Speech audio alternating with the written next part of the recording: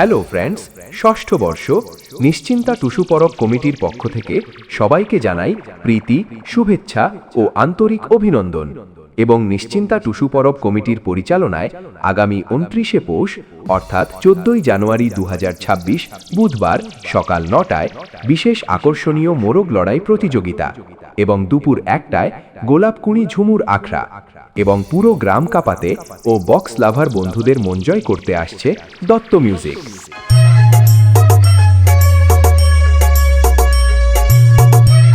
Shantanu X Status